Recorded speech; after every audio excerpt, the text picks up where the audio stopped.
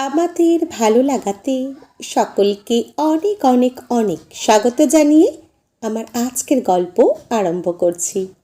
আজকের গল্প তৃপ্তিটুকু। গল্পটি তাহলে শুরু করি। বেশ জোরে গলাটা চেপে ধরলাম রূপসার। ওর টানা টানা বড় পাতাওয়ালা সুন্দর চোখ দুটো ঠিকরে বেরিয়ে আসছিল যেন।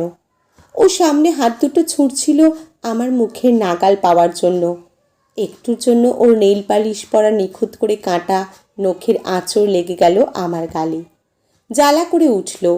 রাগে বুড়ো আঙুল দুটো আরও চেপে বসালাম ওর গলায়। ওর লাল কমলা লেবুর মতো ঠোঁট যেখানে একটু আগেই আমি আমার ঠোঁট ছুঁয়েছিলাম, সেটার লিপস্টিক ছড়িয়ে গিয়ে গালটা অল্প হাঁ হয়ে গেল।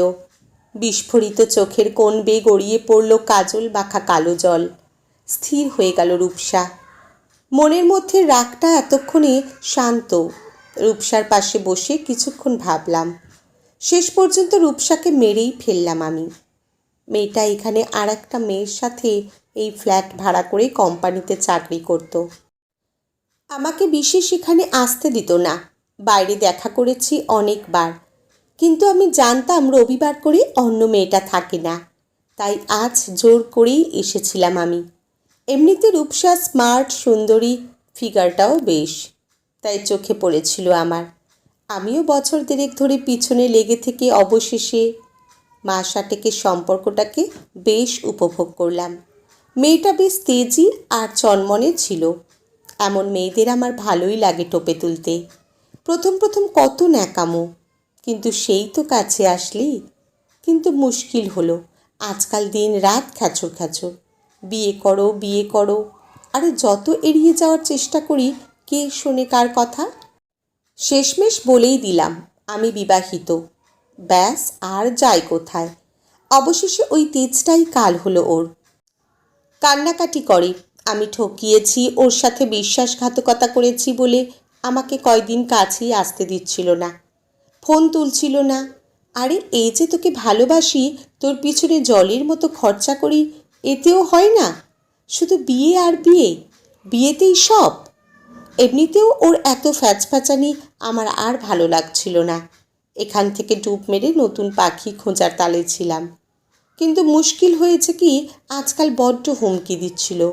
ওকে বিয়ের কথা চেপে সম্পর্ক করেছি তাই। এরপরে সোজা আমার বউয়ের কাছে নাকি চলে যাবে, সব বলবে তাকে। যদিও আমার বাড়ি চেনে না, অত বোকা নাকি আমি। তবে সত্যি বলতে আমি এইভাবে মেরে ফেলতে একেবারে চাইনি। একটু মজা করব, তারপর ছেড়ে দেব, এটাতেই আমি অভ্যস্ত। এসব ঝামেলা টামেলা ঠিক ভালো লাগে না আমার। কদিন ধরে এড়িয়ে চলছিল বলে ভাবলাম যাই একটু বুঝিয়ে শান্ত করে আসি। যা তেজ মেয়ের, কোনো দিন সত্যি খুঁজে খুঁজে পৌঁছে যাবে দীপার কাছে। কিন্তু কী যে হলো আমার, ওকে বুঝিয়ে সুঝিয়ে সবে আদর শুরু করেছিলাম। মেয়েটা সত্যি আমাকে ভালোবেসে ফেলেছিল। আমি তো জানি ও এখন কিছুই করতে পারবে না আমাকে মেনে নেওয়া ছাড়া। কিন্তু না, আদর করতে যেতেই ঠেলে সরিয়ে দিল আমাকে। মেজাজটাই চটকে গেল আমার। কিছুতেই ওকে ধরতেই দিচ্ছিল না। মাথায় আমার খুন চেপে গেল। কি আর করতাম আমি? নাগালের মধ্যে পেতেই দিলাম গলা টিপে। শালি তবে থামল। উফ, আমায় খামচে আঁচড়ে একাকার করেছে। প্রথমে খুব ঘাবড়ে গিয়েছিলাম, তারপরে ঠান্ডা মাথায় ভাবলাম এবারে কি করণীয়। রূপসার আলমারি থেকে একটা শাড়ি বের করলাম, ওর গলায় পেঁচিয়ে বাঁধলাম সেটা ভালো করে। তারপর একদিক পাখায় ছুঁড়ে বডিটাকে ঝুলিয়ে দিতে ঘাম ছুটে গেল আমার। উফ, কি সাংঘাতিক ভারী। ঘড়ির দিকে তাকালাম, প্রায় 10:30 বাজে। আমাকে আজ কেউ আসতেও দেখেনি। যাওয়ার সময় টুপ করে বেরিয়ে যাব এদিক ওদিক দেখে। বাড়ি থেকে দীপা বারবার ফোন করছে, ওকে কিছু একটা গুল ঝেড়ে দেবো ক্ষণ। রাত 11টার সময় আমি সন্তর্পণে বের হলাম। বের হচ্ছি যখন এই করিডরে কেউ কোথাও নেই। এমন সময় চোখ পড়ল পাশের ব্যালকনিতে হালকা আলোয় বসে থাকা বুড়োটার দিকে। এদিকেই তাকিয়ে, ধুর শালা, এত রাতেও বুড়ো বাইরে। আমার দিকেই তাকিয়ে আছে ঠায়।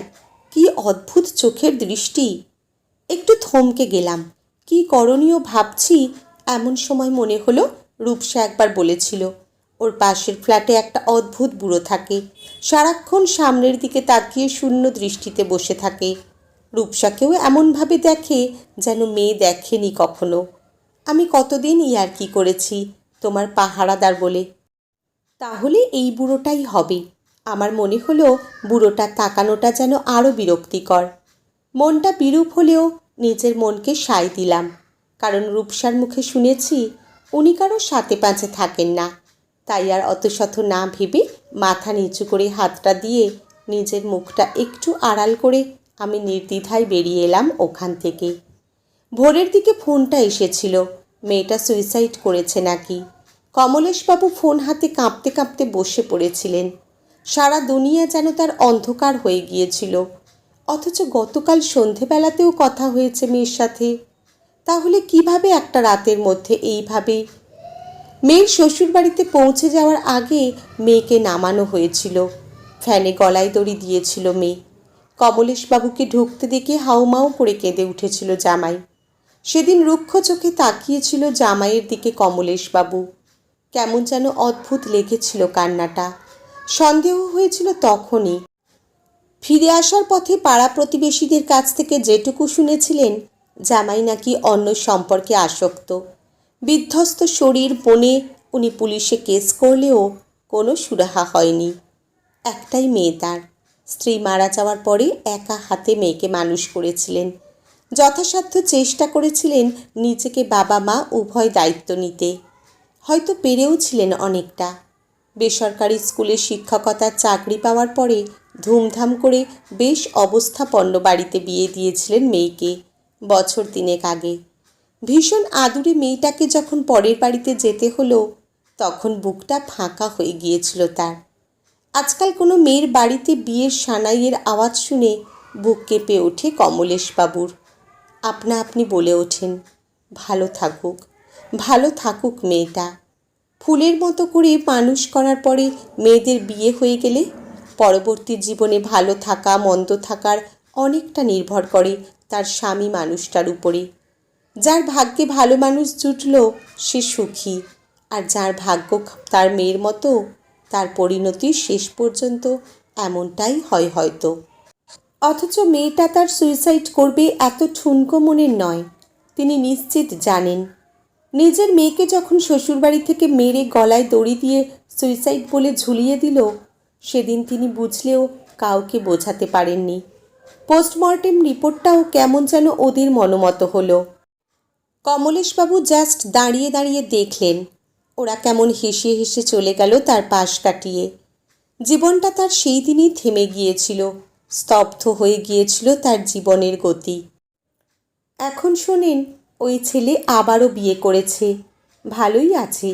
মাঝখান থেকে তার মেয়েটা, এটা ভাবলেই ভিতরটা তার জ্বলে পুড়ে ছারখার হয়ে যায়। নিজের কিছু না করতে পারার যন্ত্রণা তাকে কুড়ে কুড়ে খায় প্রতিনিয়ত। কমলেশবাবু এই ফ্ল্যাটে এসেছেন বছর 5 হলো। সাতকুলে তার আর কেউ নেই, চুপচাপ থাকেন। সবাই তাকে ভাবেন তিনি কিছুই বোঝেন না। আসলে উনি কারোর সাথে পাঁচে থাকতে চান না।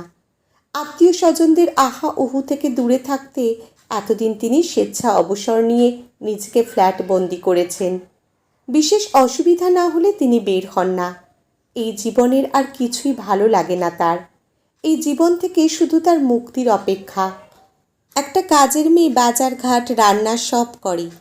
আজ সকালে ঘুম থেকে উঠে বাইরে ব্যালকনিতে এসে দেখলেন ফ্ল্যাটে পুলিশের আনাগোনা। পাশের ফ্ল্যাটের তার মেয়ের বয়সী মেয়েটা নাকি সুইসাইড করেছে। সারা রাত ঘুমাতে পারেনি। ইস, রূপসার ফোনটা আনতে কি করে ভুলে গেলাম। ওখানে আমার নাম্বার পাবে যে। ধুর, এত কাঁচা কাজ কেউ করে? সকাল হতে না হতে নিজেই গেলাম রূপসার ফ্ল্যাটের দিকে। ওই যে বলে না কৌতূহল, কি হলো সেটা জানার কৌতূহল হচ্ছিল খুব। এতক্ষণে নিশ্চয়ই কেউ খবর পায়নি। একবার গিয়ে যদি ফোনটা নিয়ে আসতে পারি। আসলে নিজেকে সামলাতে পারছিলাম না। মাঝপথেই পুলিশের ফোন। অন্য মেয়েটা সকালে এসে দরজা খুলেই চেঁচিয়ে ওঠে। ভালো মানুষের মতো আমিও পুলিশের কাছ থেকে রূপসার সুইসাইড করার কথা শুনে আঁতকে উঠলাম। আমাকে ডেকেছে। আমি ঘটনাস্থলে নির্দোষীর মতো মুখ করে থাকলাম। পুলিশ আমায় জিজ্ঞেস করছিল এটা সেটা। আমি বলেছিলাম আমি কখনো এদিকে আসিনি, রূপসা আমার বন্ধু হয় ইত্যাদি। পুলিশ এখনও আমাকে সন্দেহের তালিকায় বিশেষ ফেলেনি, এখনও সুইসাইড ভেবেই নিয়েছে ওরা। বডি নামানো হয়েছে, ওর বাড়ির লোকেদের আসার অপেক্ষা। চমকে দেখি কখন যেন আমার সামনে এসে দাঁড়িয়েছে বুড়োটা।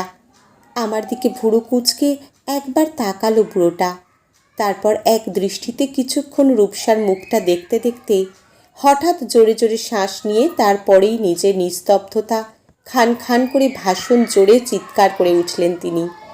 আমি চমকে সরে গেলাম আড়ালে। সেই একই রকম মৃত্যুটা নাড়িয়ে দিয়ে গেছে কমলেশ বাবুর। রূপসার জায়গায় নিজের মেয়ের মুখটা বড্ড মনে পড়ছিল তার। সেই একই রকম যন্ত্রণা সারা মুখটাই মাখামাখি। মেয়েটার বাবা মায়ের চিৎকার করে কান্নার সাথে সাথে বহু বছর আগে নিজের অন্তঃস্থলের কষ্টের মিল খুঁজে পেলেন তিনি। 2 দিন পরেই নিজের মনের সাথে লড়াই করে কাজের মেয়েটাকে সঙ্গে করে নিয়ে শেষে থানায় গেলেন কমলেশবাবু। আজকাল কমলেশবাবুর মনের মধ্যে একটা শান্তির ভাব এসেছে, কিছুটা হলেও মনের কষ্টটা কমেছে তার। অবশেষে প্রমাণ হয়েছে পাশের ফ্ল্যাটের মেয়েটা সুইসাইড করেনি।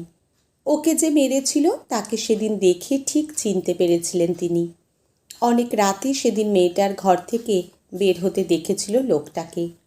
এইটুকু পুলিশকে বলতেই 2-2 4 করতে পুলিশের সময় লাগেনি।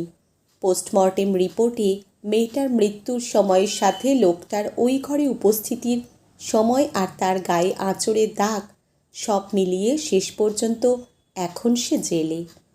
কেমন যেন স্বস্তি পেয়েছিলেন কমলেশবাবু এতদিন পরে। নিজের মেয়ের মৃত্যুর সুবিচার তিনি না পেলেও কাউকে যে সুবিচার দিতে পেরেছেন, এই তৃপ্তিটুকুই তাকে বাঁচার উৎসাহ জাগিয়েছে আবার। আজকের গল্প এখানেই সমাপ্ত। কলমে ঝুম্পা মণ্ডল, পাঠে জয়তী। ধন্যবাদ।